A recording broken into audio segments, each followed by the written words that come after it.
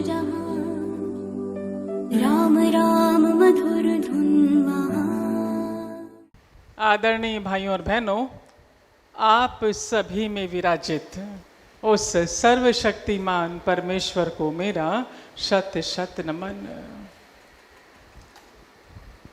गुरुदेव से प्रार्थना कि अपना आशीर्वाद भरा हाथ मेरे मस्तक पर रखें और माँ सरस्वती से निवेदन कि मेरे कंठ में विराजित हो, ताकि प्रकृति जो संदेश, नारायण जो संदेश मेरे माध्यम से आप सभी तक पहुंचाना चाहते हैं, उसे मैं सही तरीके से आप सभी तक पहुंचा सकूं।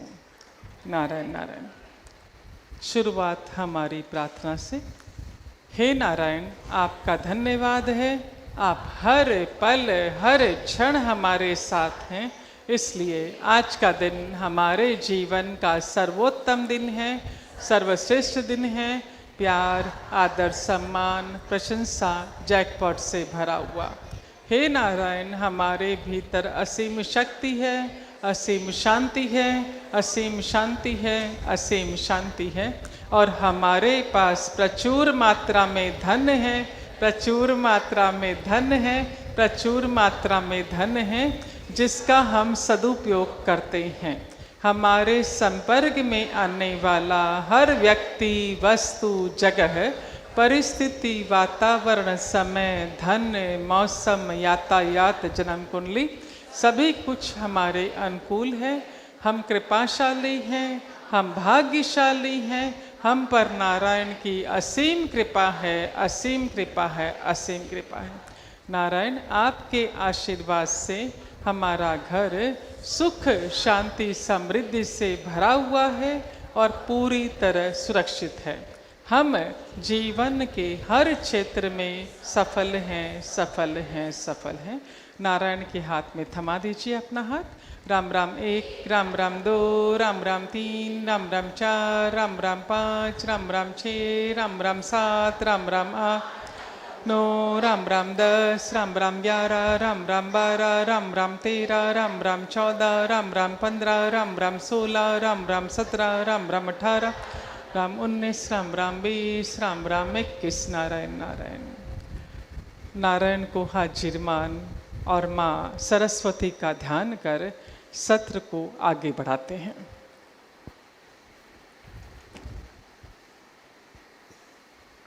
हमेशा तो अपने इस NRSP सत्संग में, नारायण रेखी सत्संग परिवार में चर्चा होती है सुख, शांति, समृद्धि भरा जीवन, सफलता भरा जीवन कैसे जिएं। ऐसे रास्ते आपको, इको तो नहीं हो रहा है ना? हाँ, ऐसे रास्ते आपको बताए जाते हैं जिन पर चलकर आप ये चीज़ें आसानी से, सरलता से हासिल कर सकते हैं। सुख हो, समृद्धि हो, सफलता हो, ये भौतिक साधनों के अंतर्गत आते हैं। आज चर्चा कुछ अलग हटकर, कि बजाय भौतिक साधनों के ऐसा कुछ करें कि भीतर से हमें अच्छा महसूस होना शुरू हो, फीलिंग गुड का भाव भीतर आए। ऐसा लगे कि आज मुझे बहुत अच्छा लग रहा है, बहुत हल्का लग रहा है। निरंतर फील गुड की, आनंद की, खुशी की अवस्था में रहें। चलेगा क्या आप लोगों को? थोड़ा सा सुखों को, समृद्धि को, सफलता को साइड में रखते हैं। उन्हें तो लेना ही लेना है, क्योंकि वो तो हमारे जीवन का अंग है, वो तो हमें चाहिए ही चाहिए है। पर आज भीतर के शांति की बात है। और 2 प्रसंगों के माध्यम से अपनी बात आप तक पहुंचाना चाहेंगे। हमेशा कोई न कोई प्रसंग को साथ लेकर, कहानी को साथ लेकर आप तक चीज़ें पहुंचाई जाती है, ताकि चीज़ों को समझने में आपको आसानी हो।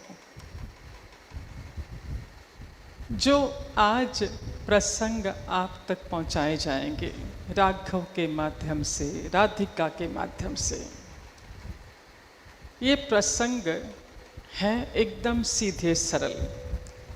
हो सकता है कि आपने पहले पढ़ा हो या आप पहले से जानते हो, फिर भी मैं इतना कहना चाहूँगी कि प्रसंग मेरे दिल के करीब है। इसलिए कि कई बार ऐसा होता है कि सांसारिक जीवन भी जी रहे हैं, आध्यात्मिक जीवन भी जी रहे हैं और सारी बातों को समझते हैं, क्या सही है क्या गलत है समझते हैं, फिर भी कई बार ऐसा कुछ हो जाता है कि मन के विपरीत कोई कार्य हो जाता है। और जब मन के विपरीत कोई कार्य होता है तो मन का अस्वस्थ होना स्वाभाविक है। पर हमने देखा कि जब निरंतर प्रकृति के सानिध्य में रहते हैं, प्रकृति के अनुकूल कार्य करते रहते हैं,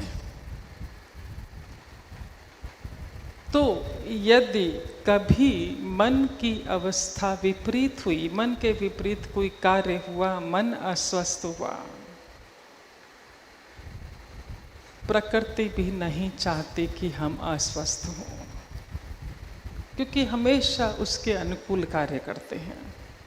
तो जो ही मन थोड़ा सा अस्वस्थ हुआ, वो ऐसी व्यवस्था कर देती है कि मन स्वस्थ हो जाए। कोई ऐसा संदेश भेज देती है, कोई मैगजीन के माध्यम से, कोई व्हाट्सएप के माध्यम से, किसी साथी के माध्यम से, कि जिन वो सार लेकर हम वापस खड़े हो जाते हैं। तो हमने कहा ना कि आज जो दो प्रसंग आप तक पहुंचाए जाएंगे मन के करीब है। क्यों? क्योंकि इसलिए कि जब ये प्रसंग हाथ में मेरे आए कोई मैगजीन के माध्यम से, उस वक्त वाकई में मुझे उसकी बहुत ज़रूरत थी, क्योंकि ये ठिकाने पे नहीं था दिल और दिमाग। कैसे प्रकृति संदेश भेजती है कि यदि हमें आजीवन भीतर से अच्छा महसूस करना है, आनंद की व्यवस्था में ही रहना है, आनंद की अवस्था में ही रहना है, तो हमारा जीवन किस प्रकार का होना चाहिए। तो बढ़ते हैं आगे। मिस्टर राघव कहते हैं कि एक छोटे से गांव में कृष्णा नामक व्यापारी रहा करता था। एकदम सीधे सरल स्वभाव का, अच्छे व्यवहार का। उसकी एक छोटी सी किराने की दुकान थी। अपनी किराने की दुकान यानी अनाज की दुकान, अपनी उस अनाज की दुकान में वो पूरे मन लगाकर, लगन के साथ, मेहनत के साथ, ईमानदारी के साथ काम करता, आनंद में रहता। एक दिन की बात, उसकी दुकान में एक संत पधारे अनाज खरीदने के लिए। जब वो संत अनाज खरीद रहे थे, उससे कृष्णा नामक व्यापारी से बातचीत कर रहे थे, तो संत को एहसास हुआ कि जो व्यापारी है ये आजकल के व्यापारियों जैसा नहीं है।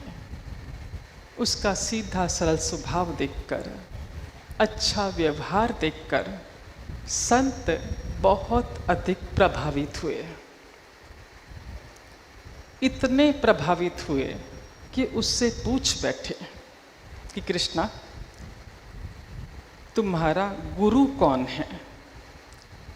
क्योंकि जैसा तुम्हारा स्वभाव है, जैसा तुम्हारा व्यवहार है, उसे देखकर ऐसा लगता है कि तुम किसी समर्थ गुरु के शिष्य हो। तुम्हारा गुरु न हो ये तो हो ही नहीं सकता। तुम किसी समर्थ गुरु के शिष्य हो जिसने तुम्हें इतने सुंदर तरीके से गढ़ा है। बताओ तो सही, तुम्हारा गुरु कौन है? कृष्णा मुस्कुरा दिया, बोला हाँ है ना मेरा गुरु। और अपनी जो दुकान थी उसको इशारा करते हुए बोला, मेरा ये जो व्यापार है यही मेरा गुरु है। संत ने कहा कि मैं समझा नहीं, विस्तार से बताओ। जब संत ने विस्तार से जानना चाहा तो कृष्णा ने अपना तराजू, पुराने जमाने में ऐसा तराजू हुआ करता था, मालूम है क्या? ऐसा तराजू उठाया, बोला इसमें ये जो पॉइंटर लगा हुआ है ऊपर नुकीला हिस्सा है, पॉइंटर है, ये मेरा गुरु है। मेरा निरंतर ध्यान इसी पर रहता है, मेरा दिल और मेरा दिमाग इसी पर रहता है। संत ने कहा फिर भी मैं नहीं समझा।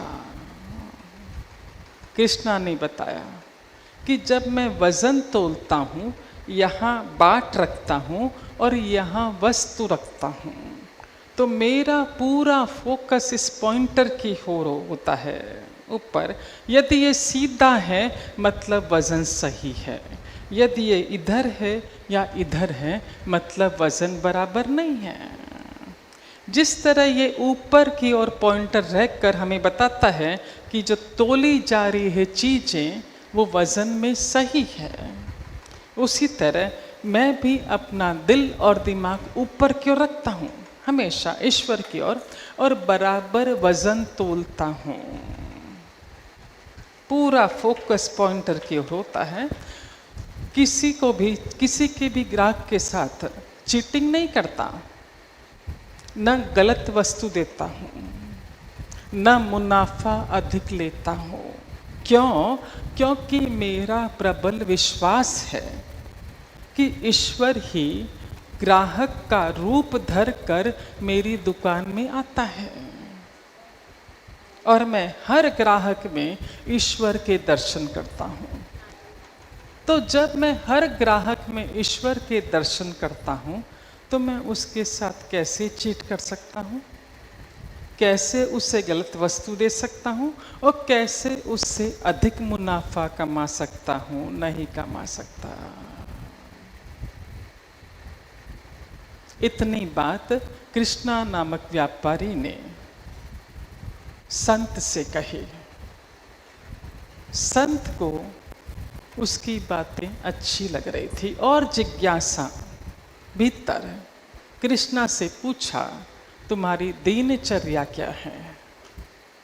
बताया कृष्णा नामक व्यापारी ने कि सुबह घर में जल्दी उठता हूँ, घर के दिनचर्या पूरी करता हूँ, दुकान में आता हूँ, आकर दुकान का दरवाज़ा खोलता हूँ और दरवाजे के पीछे ही छोटा सा मंदिर बना हुआ था दीवार पर,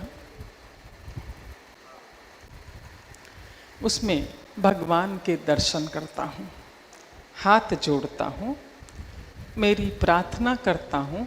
फिर मैं ईश्वर से कहता हूँ कि ये जो दुकान है, ये जो व्यापार है वो तेरा है, मेरा नहीं है। ये व्यापार तुम्हारा है, कैसे इसे बढ़ाना है आगे वो तेरी चिंता है। मैं यहाँ पर रखवाला हूँ, यहाँ का सेवक हूँ, यहाँ का केयर टेकर हूँ। मेरा काम है इस दुकान को व्यवस्थित तरीके से चलाना, मेहनत के साथ, ईमानदारी के साथ। पर मालिक कौन है? आप हो। दुकान उसे सौंप कर फिर मैं एक ईमानदार नौकर की, रखवाले की, केयर टेकर की पोजीशन ले लेता हूँ। और काम में लग जाता हूँ। फिर हर ग्राहक को ईश्वर के रूप में देखना, सही माप का सही वस्तु देना, और जब ग्राहक नहीं है दुकान की साफ सफाई करना। पर ये करते करते, ये काम करते करते निरंतर मेरा ध्यान ईश्वर की ओर लगा रहता है। उसका स्मरण करते करते ये सारा काम मैं करता हूँ।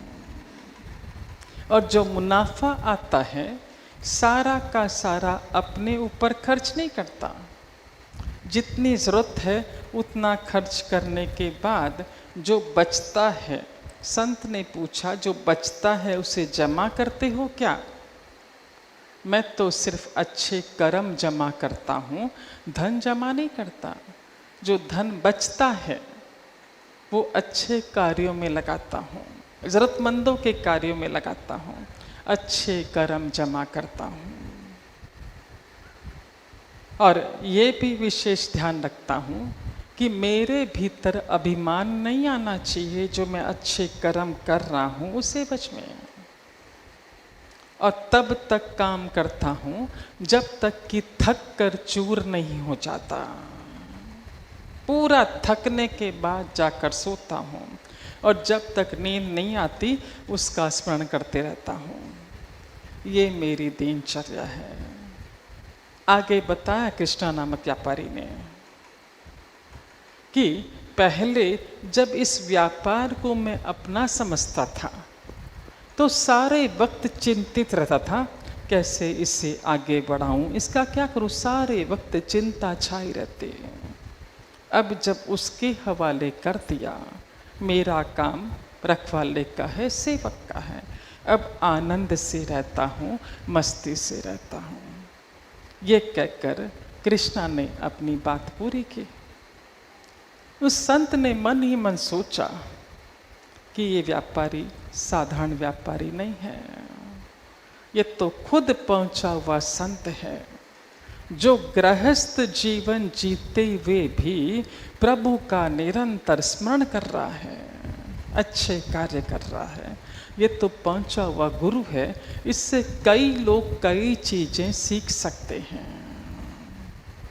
संत के मन में भी ये भी भाव आया कि तो अच्छा हुआ मैं बड़ी दुकान में खरीदारी करने नहीं गया, इस छोटी सी दुकान से मैंने सामान खरीदा, अन्यथा मेरा सत्संग कहाँ हो पाता। प्रत्यक्ष में तो उस संत ने उसे आशीर्वाद दिया, लेकिन मन ही मन प्रणाम किया और अपना सामान उठाया, आगे चल पड़े। राघव लिखते हैं कि ये जो वार्तालाप चल रहा था उस व्यापारी कृष्णा और संत के बीच, मैं नज़दीक खड़ा सारी बातें सुन रहा था और मुझे ऐसा एहसास भी हुआ कि क्या उस संत के रूप में ईश्वर तो नहीं आया था ना उसकी दुकान में ग्राहक बनकर। क्योंकि सामान उठाया, एक कदम चले और वो इधर अदृश्य हो गए। पर कौन जाने, उसकी लीला तो वही जाने। लेकिन यह निश्चित है जो कृष्णा नामक व्यापारी है ये किसी संत से, गुरु से कम नहीं है। लिखते हैं राघव कि देखिए ना,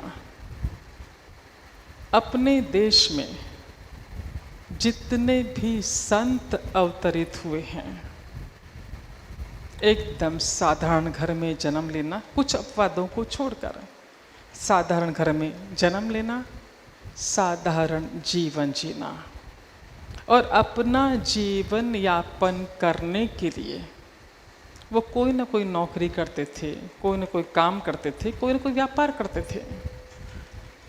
पर उनमें विशेषता क्या थी कि काम करते करते, नौकरी करते करते ईश्वर का स्मरण करते रहना, ईश्वर का ध्यान लगाए रहना।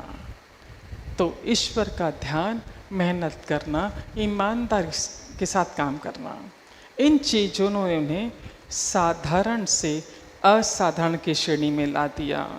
असाधारण से वो संत बन गए, गुरु बन गए, आज जिन्हें ईश्वर के रूप में पूजा जाता है। देखिए ना, जीसस क्या थे? कारपेंटर। संत नामदेव क्या थे? दर्जी। गोरा कुम्हार क्या थे? पॉटर, मटके गढ़ते थे। संत कबीर जुलाहे थे, कपड़ा बुनते थे। चरक फिजिशियन थे। क्या थे? साधारण जीवन, साधारण घर में जन्म लेना, साधारण जीवन जीना। पर बस उनकी मेहनत ने, उनकी ईमानदारी ने, उनके ईश्वर के स्मरण ने उन्हें साधारण से असाधारण संत, गुरु और ईश्वर की कैटेगरी में पहुंचा दिया। निरंतर ईश्वर का स्मरण।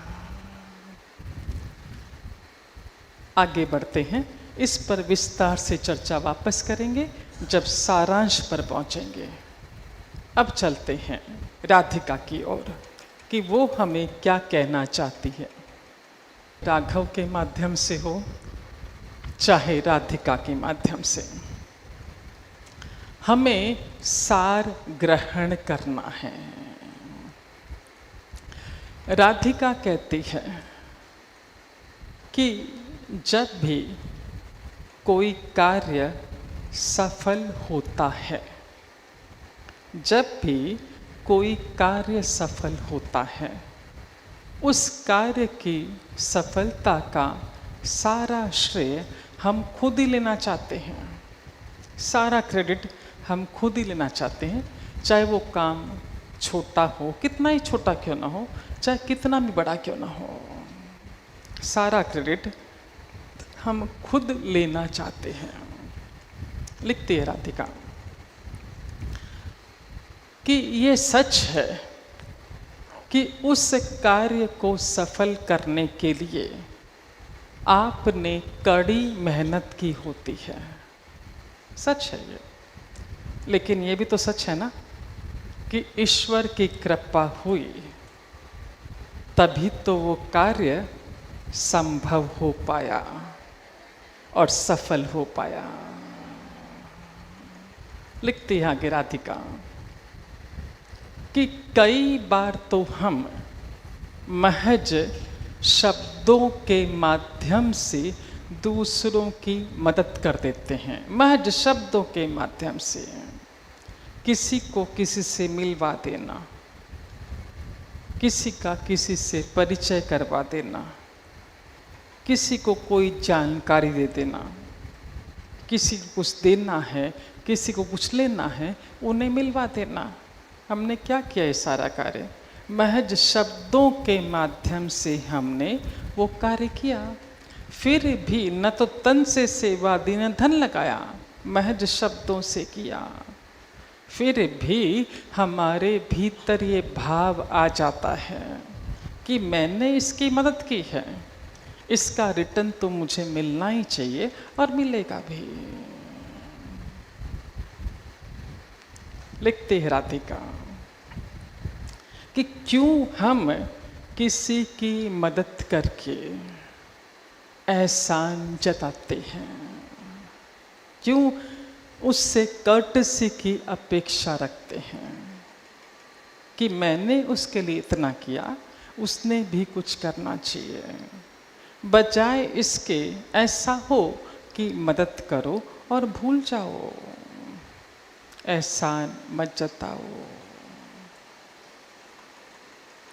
लिखती राधिका भी एग्जाम्पल दे रही है आपको कि आप जब शब्दों के माध्यम से मदद करते हैं दूसरों की, और कितना वापस रिटर्न की अपेक्षा रखते हैं, क्योंकि उदाहरण के माध्यम से चीज़ों को आसानी से समझा जा सकता है और आप पा भी लेंगे कहीं हम तो उस श्रेणी में नहीं है ना।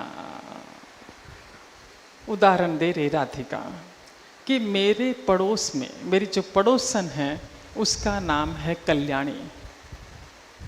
कल्याणी के यहाँ एक 20 साल पुरानी हेल्पर काम करती है। एक बार ऐसा हुआ कि वो 20 साल पुरानी हेल्पर 2 महीने के लिए छुट्टी पर गई। अब कल्याणी को दूसरी हेल्पर की ज़रूरत पड़ी। तो एक रामी नामक हेल्पर को उसने अपने यहाँ काम पर रखा।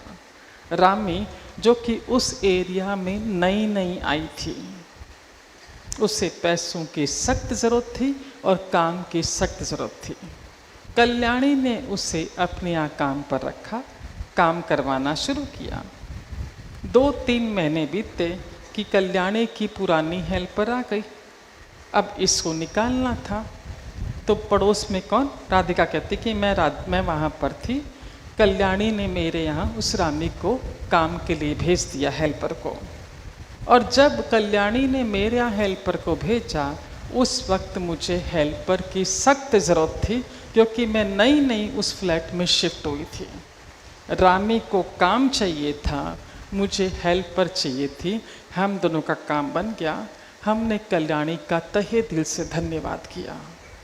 जो ही रामी ने मेरे यहाँ काम करना शुरू किया, थोड़ा समय बीता होगा कि रामी को हमारी सोसाइटी में ढेर सारे काम मिल गए। अब वो व्यस्त हो गई, सुबह 7 बजे से लेकर रात को 8 बजे तक। समस्या तो सब आई, सब कुछ ठीक चल रहा था, पर समस्या तो तब आई जब एक कल्याणी मेरी पड़ोसन जब चाहे जब रामी को अपने यहाँ काम करने बुलवा लेती, ये कहते हुए कि यहाँ तो तुम्हें मैंने काम पर रखा था, तुम्हें मैं जब चाहे तब बुला सकती हूँ अपने यहाँ काम करने के लिए। और मुझसे भी कहते कि तुम्हारे पास तो कोई हेल्पर थी नहीं, मैंने रखा है, मैं जब चाहे इससे बुलवा सकती हूँ अपने यहाँ काम करने के लिए। काम करवाती, रामी भी मदद कर देती, कोई विचार न करती। पर जब बारंबार कल्याणी ने बुलवाना शुरू किया तो रामी के लिए संभव नहीं था, क्योंकि उसके पास और भी कई सारे काम थे जाकर वहाँ काम करने के। एक दिन उसने बेहद विनम्रता के साथ अपनी विवशता जताई कि तुम्हारे यहाँ मैं रोज़ काम नहीं कर सकती, मेरे और भी कई सारे काम हैं। यदि वहाँ देरी होती तो वो सेठानी चिल्लाती है। इतना भर कहना था रामी का कि कल्याणी को क्रोध आ गया, चिल्ला पड़ी कि इतने सारे जो काम तुम्हें मिले पड़े हैं मेरी वजह से, जो कमा रही हो मेरी वजह से, तुम तो बहुत स्वार्थी हो, बजाय एहसान जताने के, आभार मानने के, तुम मुझे काम करने के लिए मना कर रही हो, जबकि सारे काम मेरे दिलवाए हुए हैं। तुम्हारा ये व्यवहार उचित नहीं है। चिल्लाई। लिखती है राधिका कि ऐसे प्रसंग हम अपने इर्द गिर्द कई बार देखते हैं।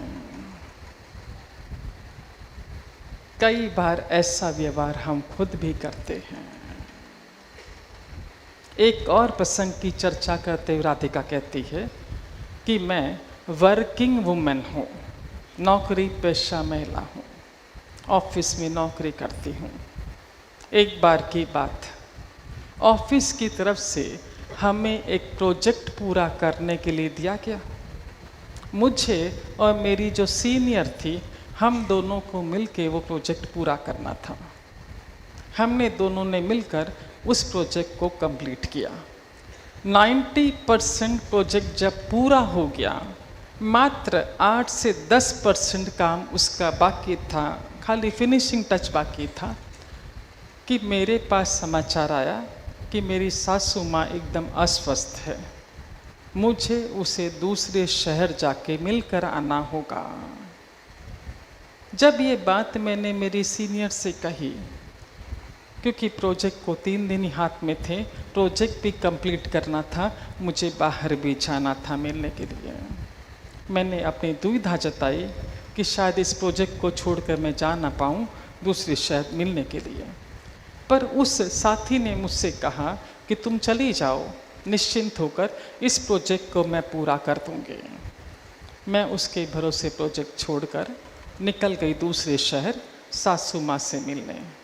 जब मैं वापस आई तब तक मेरी सीनियर उस प्रोजेक्ट को पूरा कर चुकी थी, सबमिट भी कर चुकी थी, और वो प्रोजेक्ट भी सही रहा, ये समाचार भी हमें मिल चुका था।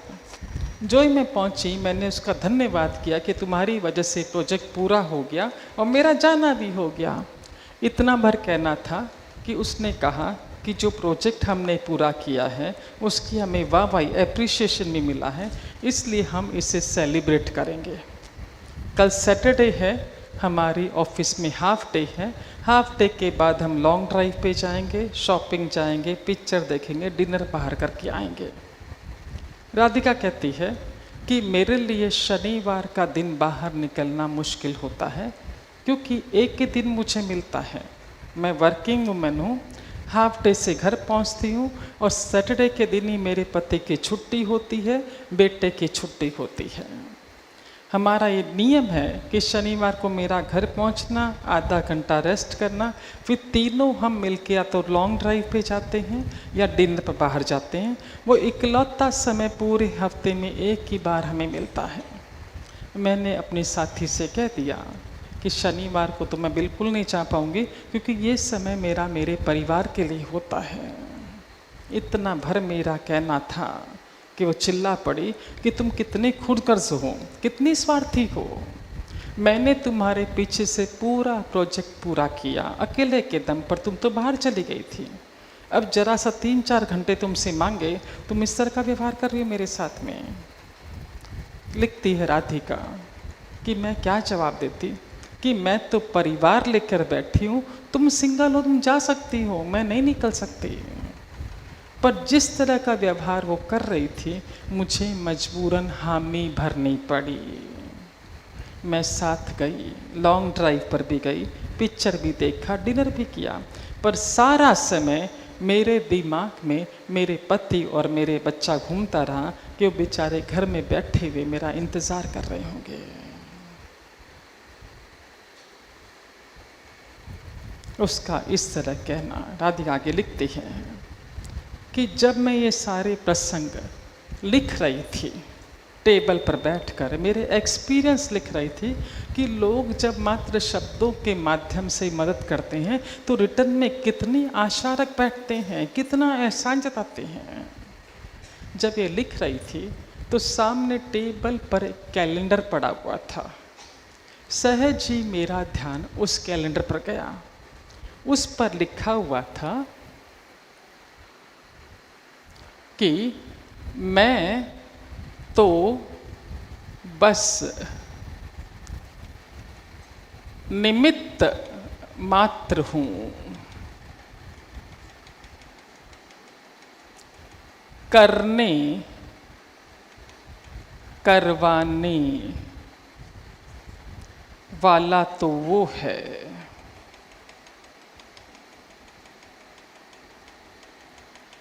यानी कि ईश्वर है। मैं तो बस एक निमित्त मात्र हूँ, करने करवाने वाला तो वो है, वो यानी कौन? ईश्वर है।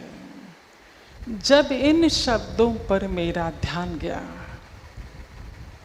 मुझे उन शब्दों की गहराई महसूस हुई कि सच में हम तो महज एक माध्यम हैं कुछ अच्छा करने के, करने करवाने वाला वो है। और मुझे 2 बातों का, लिखती है राधिका, कि मुझे 2 बातों का गहराई से एहसास हुआ।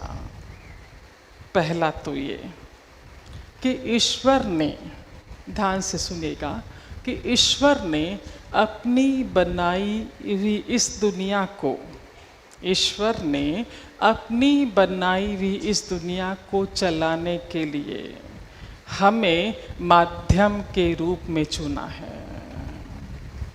उसकी बनाई हुई दुनिया सुचारू रूप से चलती रहे, इसलिए उसने हमें माध्यम के रूप में चुना है। दूसरा, हम तो महज एक साधन है, टूल मात्र हैं, इंस्ट्रूमेंट मात्र हैं, जिसका वो ज़रूरत पड़ने पर उपयोग करता है दूसरों की मदद करने के लिए। लिखते राधिका कि यदि आप किसी के लिए अच्छे बनते हैं या किसी के लिए कुछ अच्छा करते हैं, अच्छा है, लेकिन यदि आप अच्छा करके भूल जाते हैं, वो सबसे अच्छा है।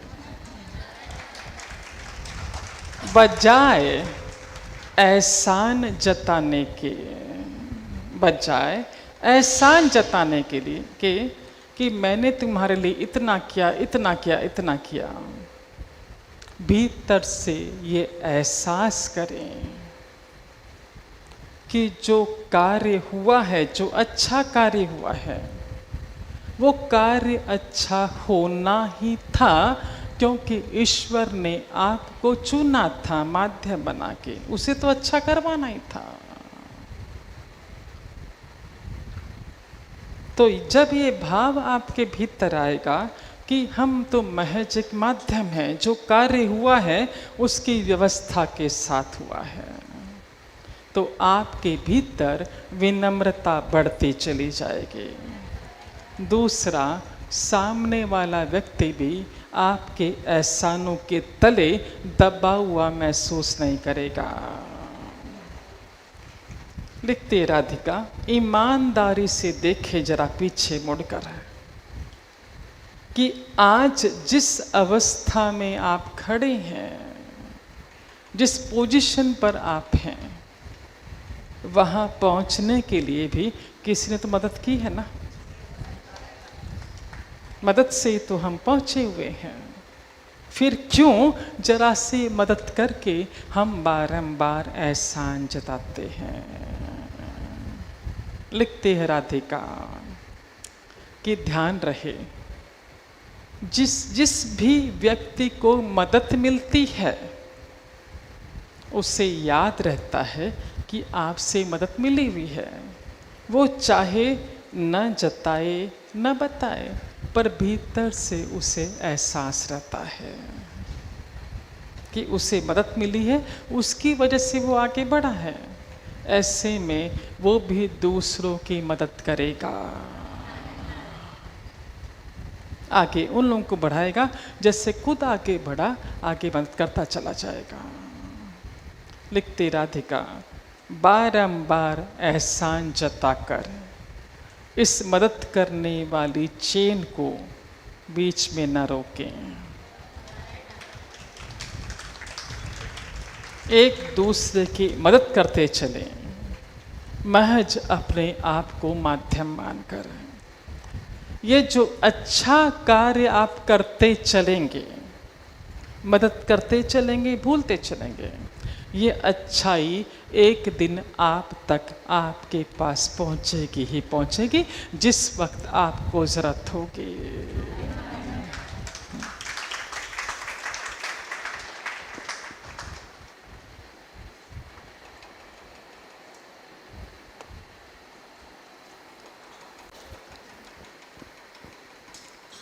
आज हमने सुने 2 प्रसंग, उसमें से हमें क्या ग्रहण करना है, ताकि भीतर से हमेशा हमें आनंद की अनुभूति होती रहे, हमेशा फील गुड महसूस होता रहे। और फील गुड का महसूस होना एवज में क्या करता है, देखते हैं।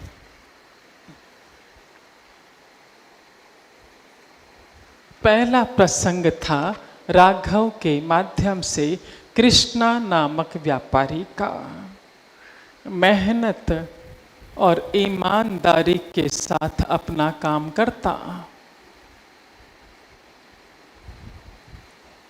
सीधे सल स्वभाव का, और निरंतर ईश्वर का स्मरण, निरंतर काम करते करते, नौकरी करते करते, काम करते करते, काम मेहनत से करना, ईमानदारी से करना, ईश्वर का स्मरण करते रहना। आप जितने भी संतों की जीवनी पढ़ेंगे, जो भी पहुंचे हुए लोग हैं उनकी जीवनी पढ़ेंगे, तो 5 या 10% अपवादों को छोड़ दें तो 95% इन संतों ने एक साधारण घर में जन्म लिया, एकदम साधारण घर में। सिर्फ इसके बल पर मेहनत, ईमानदारी, सतत ईश्वर का स्मरण, सतत ईश्वर का ध्यान, इसके बल पर वो पहले असाधारण रण की कैटेगरी में पहुंचे, इसके बाद पहुंचे संत, गुरु, और आज जिन्हें ईश्वर के रूप में पूजा जाता है। संत नामदेव, जीसस, कबीर जी, चरक, क्या थे? पढ़िए जीवनी, कैसे साधारण से यहाँ तक वो पहुँच गए। यदि वो पहुँच सकते हैं तो हम भी तो पहुँच सकते हैं। जब जागो तब सवेरा, हाँ, सतत उसका स्मरण, सतत उसका स्मरण। और एनआरएसपी ने तो बहुत आसान कर दिया है उसका स्मरण। काम करते करते राम राम 1, राम राम 2, राम राम 3, बहुत आसान है। कोई मंत्र जाप नहीं बताया, कोई बैठ कर करना है, कोई बंदिश नहीं है।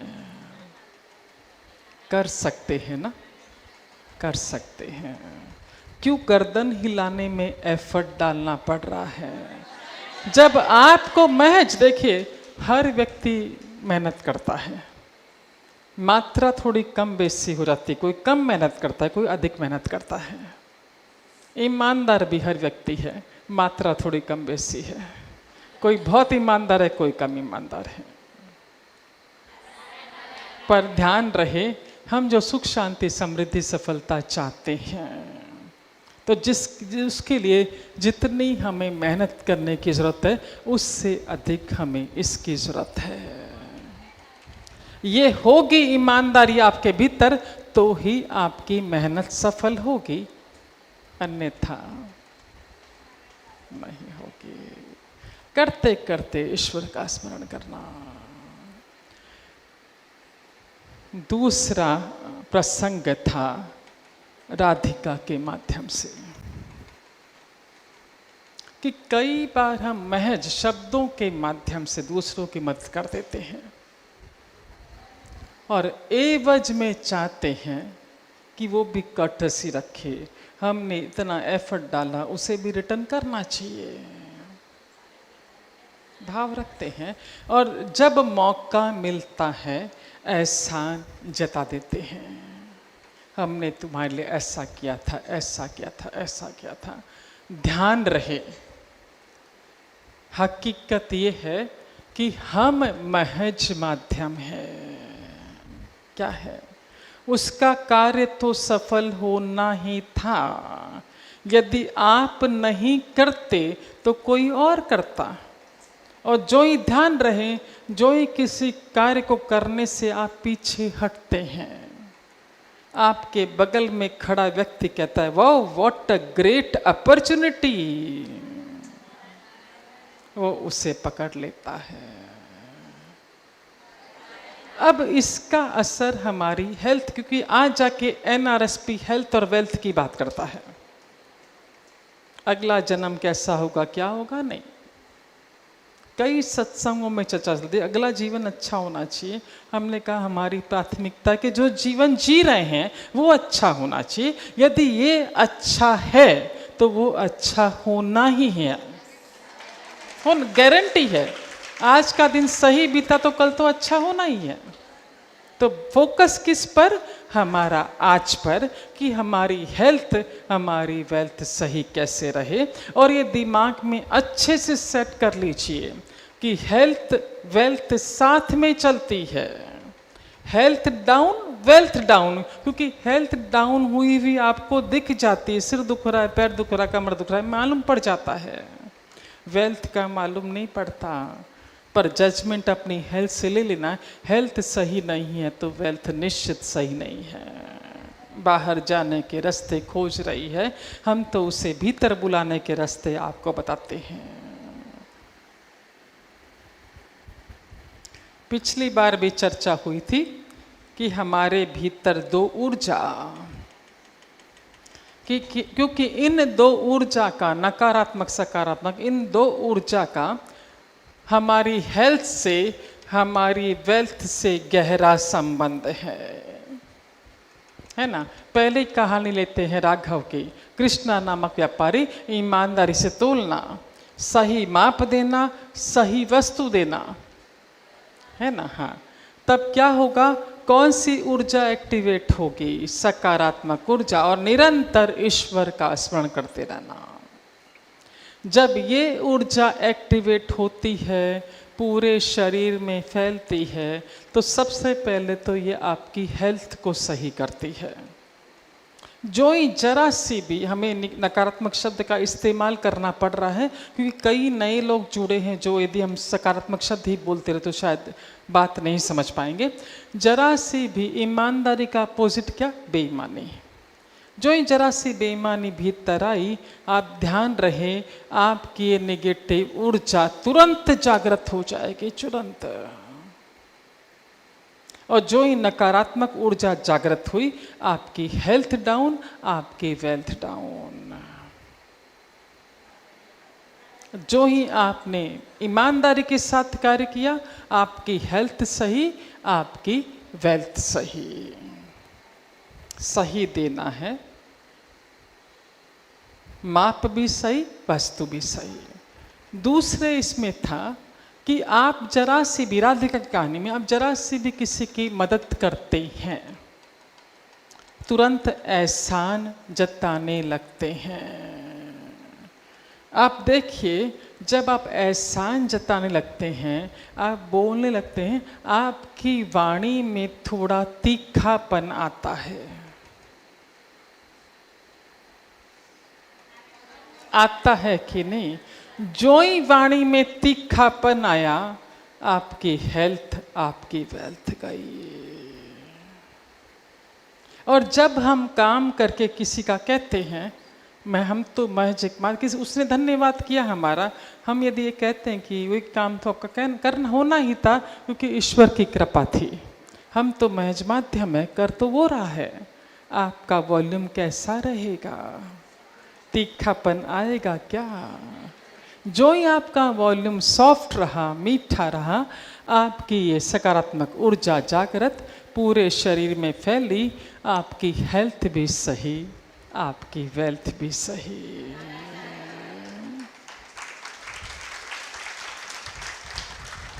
तो करबद्ध प्रार्थना ये है, हमारे पास 1 महीने का समय, अगला सत्संग 9 सितंबर का, कि जो भी काम हम करते हैं, नौकरी करते हैं, बिजनेस करते हैं, स्वाभाविक है बढ़ोतरी चाहते हैं, बरकत चाहते हैं, और बरकत बढ़ोतरी हो इसलिए मेहनत भी करते हैं, एफर्ट भी डालते हैं। जितनी क्वांटिटी में आप मेहनत बढ़ाते जाते हैं, हमारी ये करबद्ध प्रार्थना उतनी ही क्वांटिटी में ईमानदारी भी बढ़ाते जाएं साथ साथ। फिर देखिए कैसे बरकत नहीं होती है।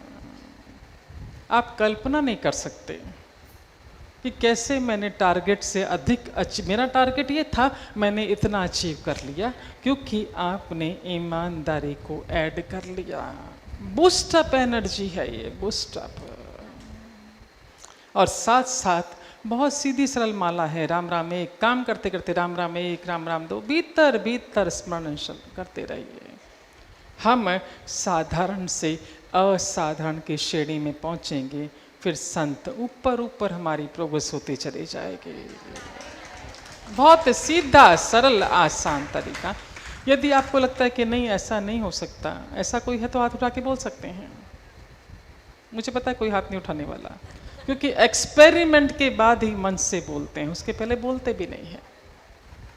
दूसरा, जहां भी अच्छे कार्य करने का आपको मौका मिलता है, पकड़ लीजिए, सोच लीजिए, ईश्वर ने मुझे चुना है, मुझे माध्यम बनना ही बनना है। जो क्यों चुनता है वो? अब बहुत सारे लोग हैं उसके पास, फिर आपको क्यों चुना? इसलिए कि आपका सही समय चलना चाहिए।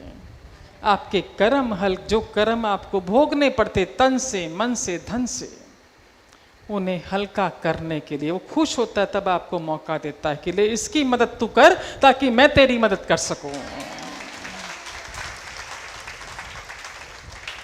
और जो ही आपने अपने आप को रोक दिया, या तो मदद नहीं की या एहसान जता दिया, उससे भी बड़ी दया आती है कि क्या करूं, मैं तो मदद करने आया था, पर स्वीकार भी तो करनी चाहिए। हर पल एक ही बात, अपने घर को, अपने व्यापार को उसके हवाले कर दीजिए, है ना। पर मेहनत हमें करनी है ईमानदारी के साथ। फिर देखिए कैसे बढ़ोतरी, कैसे बरकत, कैसे 7 स्टार लाइफ आप जीते हैं। 1 महीना आपके पास एक्सपेरिमेंट करने के लिए, और ऐसा प्रबल विश्वास आप लोग करेंगे, प्रबल विश्वास। और ये भी प्रबल विश्वास कि अगली बार जब हम यहाँ पर मिलेंगे, आपके पास ढेर सारी शेयरिंग होगी कि क्या क्या जीवन में अचीव कर लिया, इतने सालों नहीं किया, अब कर लिया इस 1 महीने के दौरान, उसके स्मरण से और बारंबारी भाव कि हम महज माध्यम है। I love you, I like you, I respect you. Narayan bless you, Narayan bless you, Narayan bless you.